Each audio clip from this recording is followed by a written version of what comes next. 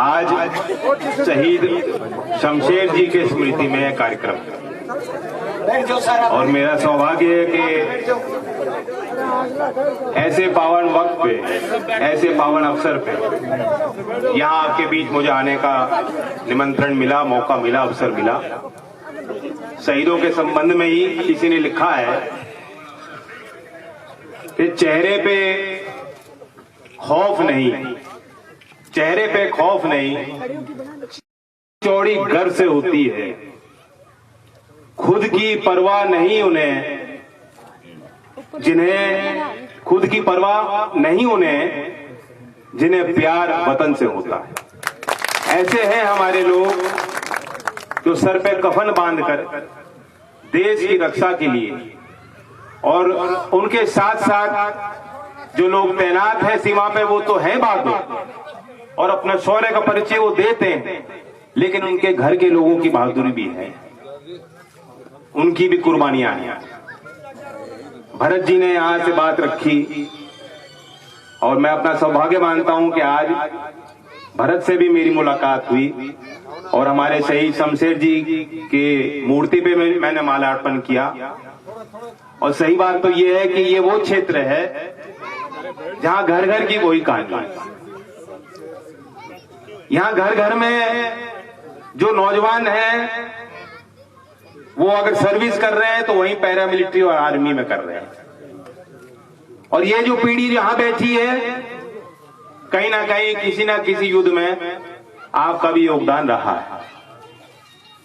ये काम सिर्फ इसलिए नहीं आप लोग करते कि हाँ हाइट अच्छी है, शारीरिक क्षमता है, कि बच्चा सोचे मेरी भर्ती हो जाएगी। वह मूल कारण नहीं है। मूल कारण है राष्ट्र के प्रति भावना। राष्ट्र के प्रति वह भावना जो शायद सबसे पवित्र है। और ये दुख की बात है, बहुत बड़ी वेदना है कि आप पे ही लोग अपने सीमित विचारों को देश पर थोपने के खातिर आपका ही सौदा लोग करना चाहते हैं। आप ही को उल्टा उग्रवादी कह के, या चलो आंदोलन जीवी से तो किसी को आपत्ति नहीं, आंदोलन होता है तो समाज में सुधार होता है, देश में सुधार होता है। मैं तो खुल के कहता हूं हम आंदोलन जीवी हैं, लेकिन जैसे भैंस पे वो जोंक लग जाता है, परजीवी शब्द का प्रयोग कर देना, तो आज वक्त आ गया कि वे अपने जीवन यात्रा पे आत्ममंथन करे, विचार करे। वरना ये जो कील इन्होंने बिछाई है, ये मत सोचो कि चंद किसानों को रोकने के लिए बिछाई है, ये गांव के आपकी अगली पीढ़ी को रोकने के लिए बिछाई गई कीलें हैं। ये प्रतीकात्मक कीलें हैं। आपके जीवन में जो जो संघर्ष आपको करने पड़ते हैं, जो चुनौतियां आती हैं, जो सरकारों की कमियों के कारण आज भी जो भेद होता है, सरकारी योजनाएं बहुत बढ़िया बनती हैं लेकिन व्यवहारिक नहीं, सुनने में और कागज में और घोषणा में बहुत सुंदर लगती है, मीठी लगती है, लेकिन आपके लिए वो कड़वी घूंट साबित होती है। ये वो कीले हैं। अगर आज आप अपने इस अस्तित्व के प्रश्न पर, अपने भविष्य के सबसे बड़ी चुनौती को नहीं संभालोगे और इस संघर्ष में अपना योगदान, छोटी हो बड़ी हो जैसी हो, अपनी आहुति नहीं दोगे,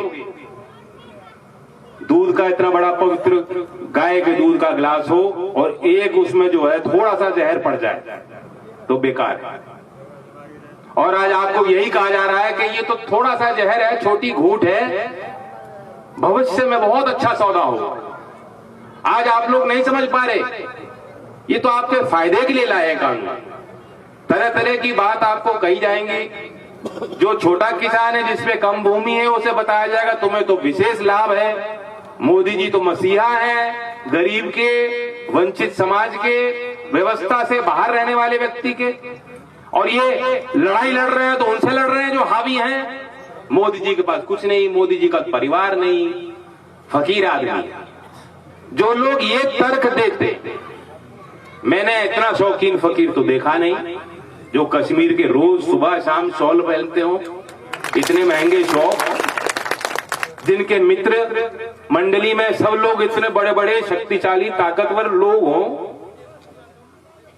जो करोड़ों अरबों रुपए के खर्चे से मंच बनते हों, बिना संसाधनों को जुटाए, जहां भीड़ ना आती हो, इतना बड़ा तंत्र का कोई हिस्सा मैंने कभी देखा नहीं। और बात वो कहते हैं कि हवाई चप्पल पहनने वालों को मैं जहाज में चढ़ाऊंगा। खुद इतनी बड़ी हवाई यात्रा ले रहे हैं, कई हजार करोड़ का हवाई जहाज खुद अपने लिए मंगवा रहे हैं। ये देश की वो आवश्यकता नहीं है, ये देश में संसाधनों की कमी है। यहां सरकार अगर मुख्यधारा में रहने वाले चंद कॉरपोरेट लोगों के लिए देखभाल करेगी, उनके कहने पर कानून बनाएगी, तो राह पे जो आखिरी अंतिम छोर पे व्यक्ति है उसे क्या मिला? एक तूफान और दिए की लड़ाई है, कौन जीतेगा?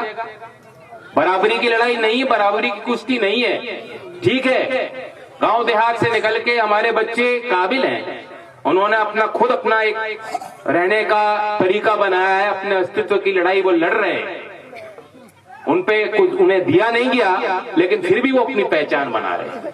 लेकिन आप उनको झोंक देना चाहते हो एक ऐसे व्यवस्था में जहां उनका कुछ नहीं बचेगा। कोर्ट हो, वहां आपकी सुनवाई ना हो, ऐसा तंत्र इन्होंने बनाया। कल ही जो है मन की बात इन्होंने कही, वैसे सच पूछो तो मैं तो सुनता नहीं हूं, सुना नहीं जाता, लेकिन उन्होंने कही है मित्रों, अपनी बात कही उन्होंने, अखबार में छपी तो मैंने देखा। उन्होंने कहा कि कभी कभी छोटा सवाल होता है, वो बड़ा सोचने को मजबूर कर देता है इंसान। सही बात। मैं भी आपसे छोटा सवाल करना चाहता हूं मोदी, आपको रात में नींद कैसे आती है? इस पे विचार करिए, कैसे नींद आती है? आप खुद अपने आप से एक सवाल पूछिए मोदी जी, क्या आप उस अभागे किसान के साथ न्याय कर रहे हो?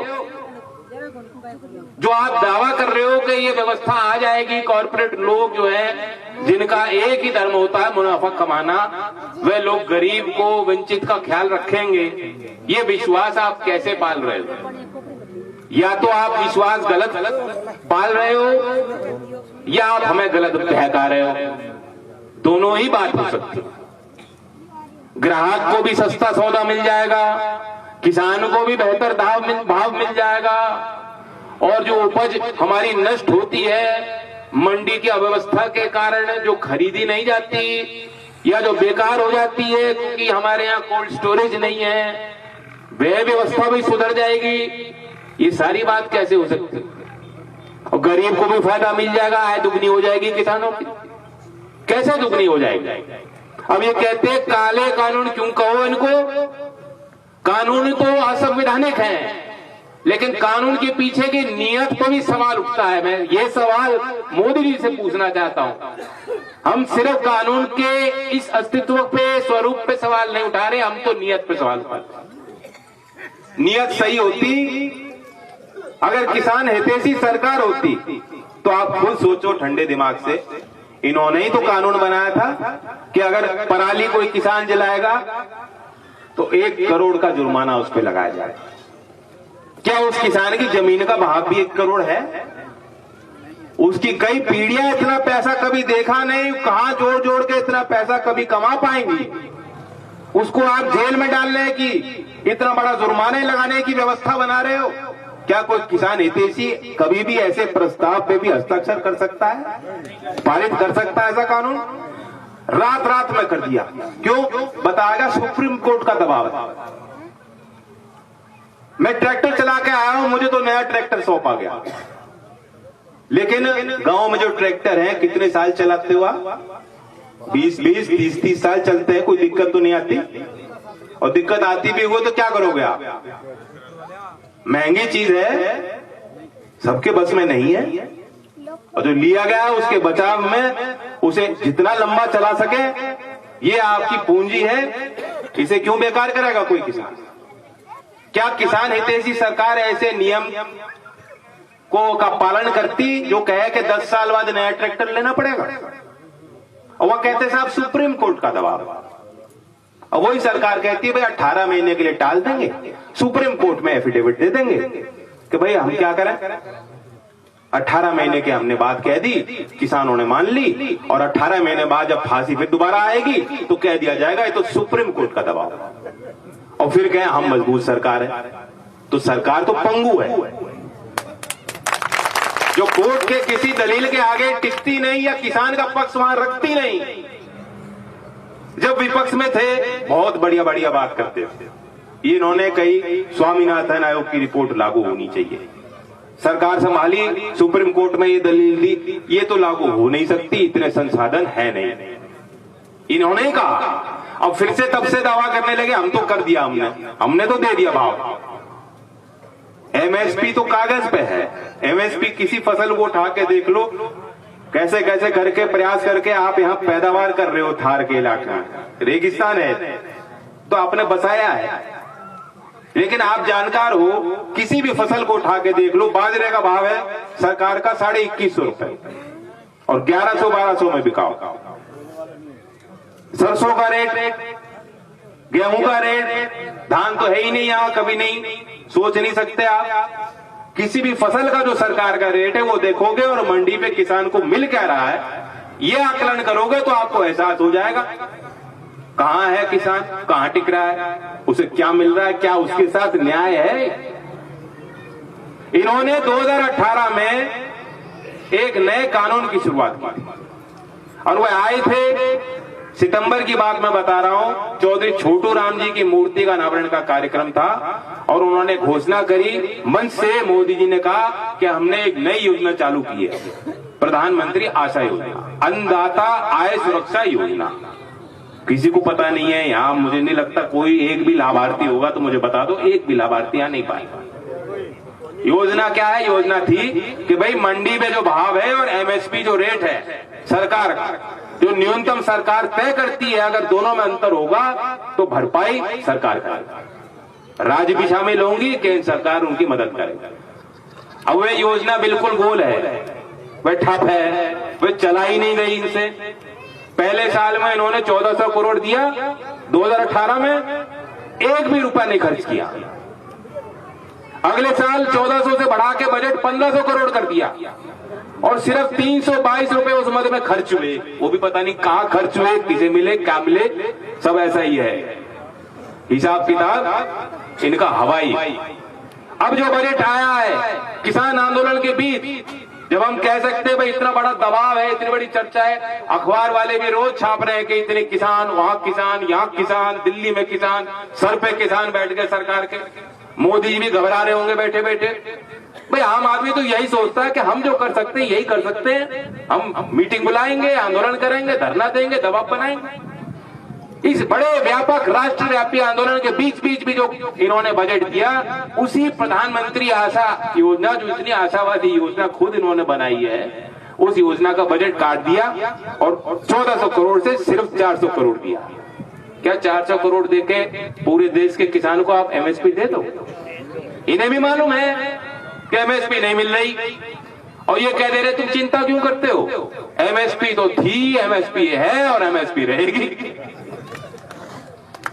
तो ये तो हवाई यात्रा है, जमीन से तो कोई इसमें कोई ताल्लुक नहीं है। और जो चौधरी चरण सिंह जी ने काम किया, जो आपके क्षेत्र के दौलतराम सारंग जी की जो सोच थी और प्रयास थे, कुंभाराम आर्य जी की जो कोशिश थी, वे खेती को भी समझते थे, सरकार का कौन सी ऐसी योजना बनाई जाए जो लाभ आपको दिया जाए, वह बात भी वो समझते थे, जानते थे और करते थे।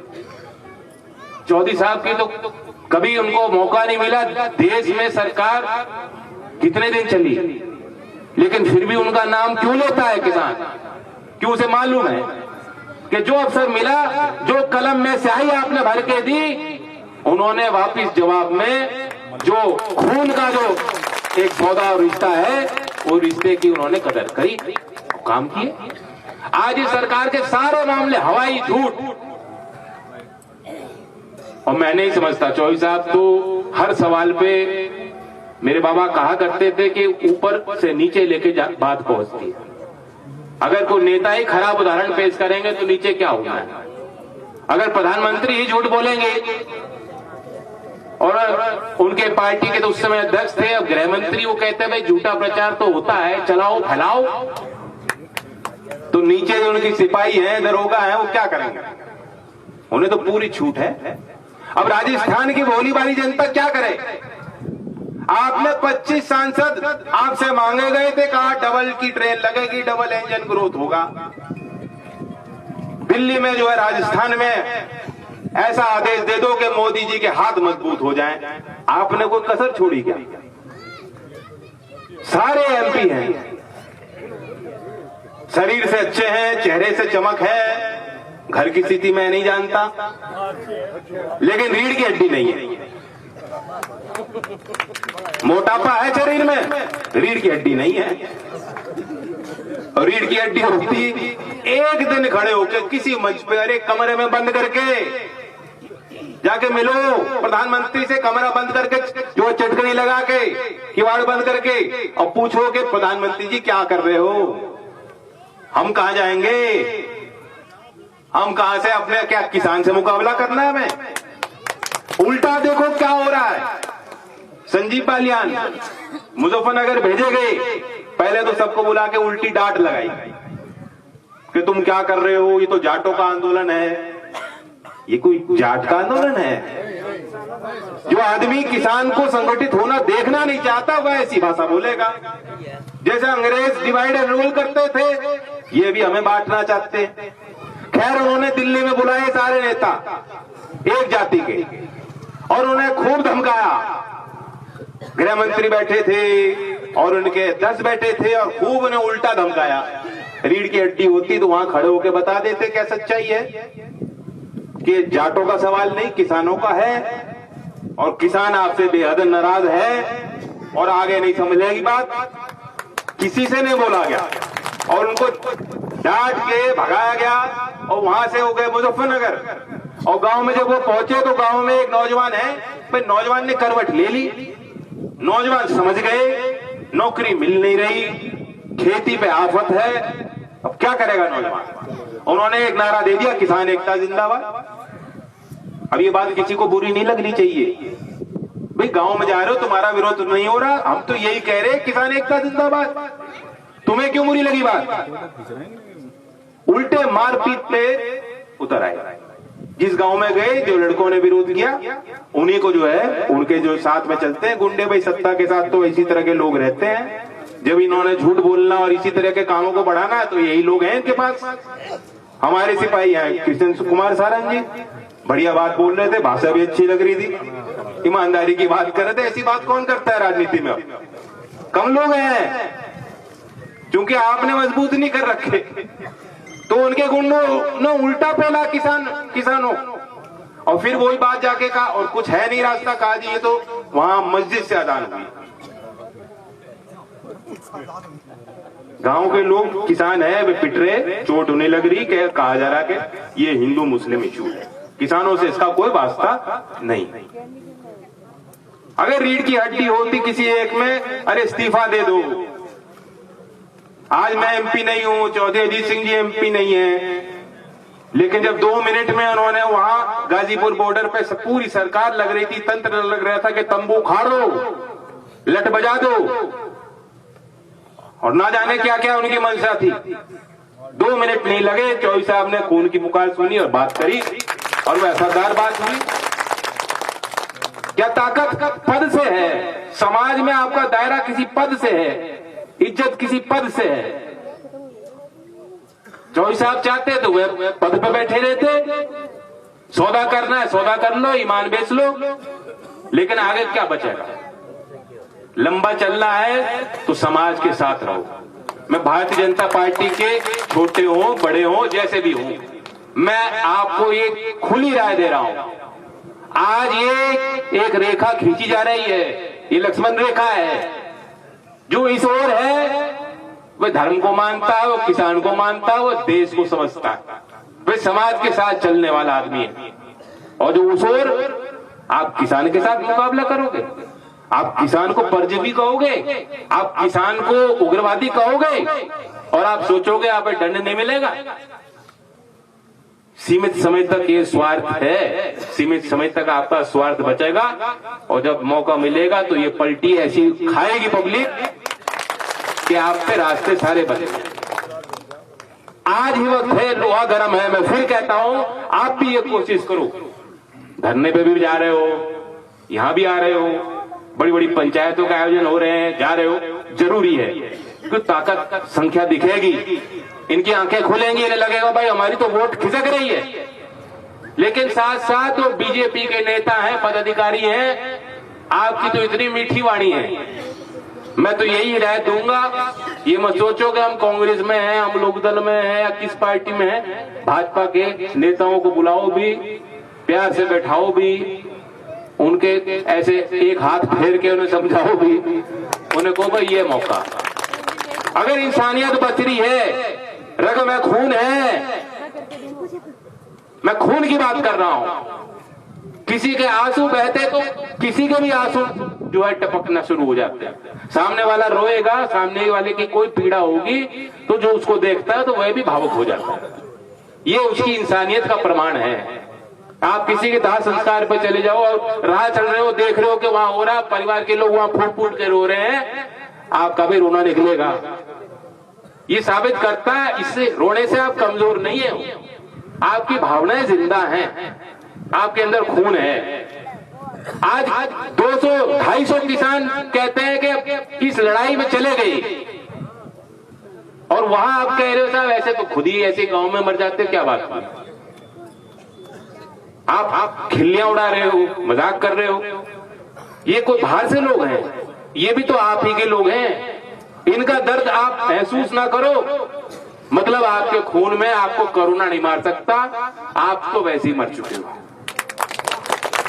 आपको कोई मास्क पहनने की जरूरत नहीं, टीका लगाने की जरूरत, सबसे पहले टीका लगा रहे हैं, टीके की जरूरत नहीं है, पहले तो खून की जांच कराओ। ये जब तक आप छोटे बड़े भारतीय जनता पार्टी के नेताओं को नहीं कहोगे, वो शर्मिंदा ना महसूस हो, तब तक बात नहीं बने। बाकी कानून के संबंध में आप बहुत विद्वान हो, मैं एक ही बात कहूंगा, मोदी जी को बहुत लोग जानते थे। देखो, कहते हैं, दावे हैं उनके, मैं नहीं कहता कुछ, खुद ही कहते हैं भाई चाय मैंने बेची। उनकी चाय पीने वाला आज तक कोई आदमी मिला नहीं। उन्होंने कहा मैं यूनिवर्सिटी में मैंने डिग्री हासिल की, उनके साथ पढ़ने वाला कोई उनका मित्र, कोई दोस्त आज तक सामने नहीं आया। बहुत लोग नहीं समझ पाते किसी के मन में इतना बड़ा पिटारा कैसे हो सकता है कि इतनी सारी मन की बात हो। तो बहुत लोग उन्हें करीब से नहीं जानते। जो आप देखते हो वे सब कुछ एक मुखौटा है, एक प्रस्तुति है। उस प्रस्तुति के पीछे सारी चीज सोची समझी होती हैं। उसके पीछे बहुत बड़ा तंत्र है। जो पहले फिल्म की स्क्रिप्ट लिखा करते थे, आज मोदी जी के भाषण लिखते हैं। वह स्क्रीन लगाई जाती है, आप देखते हो कभी मोदी जी यहाँ देख रहे हैं, कभी वहां देख रहे हैं, वो पढ़ के सुना रहे हैं। तो एक जैसे एक्टिंग में होता है भाई, आमिर खान देखोगे एक फिल्म में पहलवान बन गया, दूसरी फिल्म में दोबारा पतला हो गया। तो उसी तरह से बहरूपिये की तरह इनकी बोलचाल सब कुछ ये बदलते रहते हैं, ड्रामेबाजी है। तो बहुत लोग उन्हें जानते नहीं। मैं उनकी एक बात पकड़ गया, पूछो क्या बात है उनकी, मैं समझ गया उनकी एक बात। आप उनके किए गए हर काम को देखोगे, वो एक ही तरीके का काम करते हैं कि आदमी को सोचने को मजबूर हो कि भाई कुछ तो किया ही होगा। समझ में नहीं आती क्या हुआ कि कुछ तो होगा, आज नहीं कल फायदा जरूर हो सकता है। जब कह रहे हैं विश्वास करो। जैसे बच्चे कोक पीते हैं, ये पेप्सी पीते हैं, पीने को तो अच्छी लगती है, लेकिन उसके अंदर क्या चीज है किसी को पता नहीं, फॉर्मूला नहीं मालूम किसी को। ये है कि चलो अच्छी है, ले लो कोक। इन्होंने नोटबंदी की, तरीका मैं बताता हूं क्या है उनका तरीका। ये है कि जो तंत्र है, जो व्यवस्था है, पहले उसको उजाड़ो। जब वो व्यवस्था उजड़ेगी, उस व्यवस्था से जुड़े हुए जो लोग हैं जिन्हें फायदा मिल रहा है थोड़ा बहुत, वे अपने बचाव में जुटेंगे, और जिन्हें उस व्यवस्था के जो लोग बाहर हैं उन्हें लगेगा कुछ हिस्सा हमारे आएगा। नोटबंदी क्या थी? यही थी। नोटबंदी यूपी चुनाव के जस्ट पहले वो लाए। हमारी यहाँ माता बहनें भी बैठी हैं घर घर में, जिन्होंने बचत की थी, जुटा रखे थे, सब उसकी बचत में लग गए भाई कैसे उसको कन्वर्ट करो, क्योंकि नकदी थी सबके पास। यहाँ बैंक के खाते भी सब पे नहीं थे, क्रेडिट कार्ड तो कोई समझ करता ही नहीं था। अपनी पूंजी बचाने में लग गए आधे लोग, और जो बेहद गरीब लोग उन्हें जाके कहने लगे भाई 15 लाख की बात हुई थी और पहली किस्त आने वाली है। वो ये कर रहे, कह रहे भाई मंडी तो तुम्हारे यहाँ है नहीं, सरकार खरीदती नहीं, ये तो पंजाब में है मंडियां, हर 10 किलोमीटर में हरियाणा में है, वहां कहीं ये तो किसान नहीं, तो आड़ती लोग हैं, इनका तो व्यापार है, इन्हें फायदा मिल रहा है, प्रति व्यक्ति आय इनकी 10 गुना है, तुम यहाँ कमजोर हो, तुम्हारे यहाँ पैदावार नहीं, तुम्हारे यहाँ मूंगफली कोई सरकार खरीदती नहीं, तुम यहाँ बाजरा करते हो कोई सरकार खरीदती नहीं। अब अडानी जी आएंगे या अडानी जी के कोई नौकर आएगा और सीधा आपसे खरीदेगा। बताओ तुम्हें इसमें क्या बात बुरी लग रही है, क्या इसमें हानि होगी तुम्हें? तो जो छोटा किसान है, जो गरीब किसान है, उसे कहेंगे तुम्हें तो फायदा है, ये तो बड़े लोगों का खेल है। तो ये वही उदाहरण, दूसरा उदाहरण है, कई ऐसे उदाहरण जीएसटी में भी वही हुआ। जो बड़े लोग हैं, जो सक्षम थे, वे समझ गए उस तंत्र को, वो फायदा उठा रहे हैं। अब जो कह रहे भाई काला धन बाहर से आएगा, काला धन बाहर से आएगा, ये बात कही थी उन्होंने। एक स्वामी जी हैं रामदेव जी, उन्होंने कहा भी 35 रुपए में पेट्रोल डीजल मिलेगा, पेट्रोल का भाव 35 रुपए हो जाएगा अगर काला धन वापस बाहर से आ गया। और आज 535 रुपए की खुद दवाई बेच रहे हैं। काले धन की बात हुई थी, काले कानून लाए, ये भी काले कानून है, इनमें से भी फायदा कुछ ही लोगों को होगा, बाकी लोगों को समझ में नहीं आ रही। वो कह रहे साहब कुछ तो होगा, चलो चेंज तो है, ये है रिफॉर्म। रिफॉर्म का मतलब क्रांतिकारी परिवर्तन। लेकिन इस देश में, जिस देश में 80% लोग जिस काम पे निर्भर हों, जुड़े हुए हों, उस व्यवस्था को पूरी तरह से खारिज कर दो, तो ऐसे क्रांतिकारी परिवर्तन में तो खून बहेगा और नुकसान होगा, हानि होगी। और सिर्फ ये मत सोचो कि पंजाब के किसानों को होगी, यहां भी होगी। आज अगर वह लोग घिर गए और अकेले रह गए, अकेले पड़ गए, कमजोर पड़ गए, तो कल आपकी बारी और आप तो पहले ही जो है कमजोर हो। तो इसलिए इस बात को समझने की जरूरत है। बाकी आप समझदार हो, मैं ज्यादा बात ना कहते हुए, क्योंकि मुझे तो ये बात खटकती है, लोग कहते हैं भाई समय कम है इसलिए इनको बुला रहे, समय कम नहीं, अभी पूरी लाइफ पड़ी है, लेकिन फ्लाइट का समय निर्धारित है, फ्लाइट का समय है। तो मैं आखिर में एक कविता सुनाना चाहता हूं खेती पर, किसान पर, और फिर मैं अपनी बात रखता हूं, समाप्त करता हूं। हाँ जी, 1 मिनट।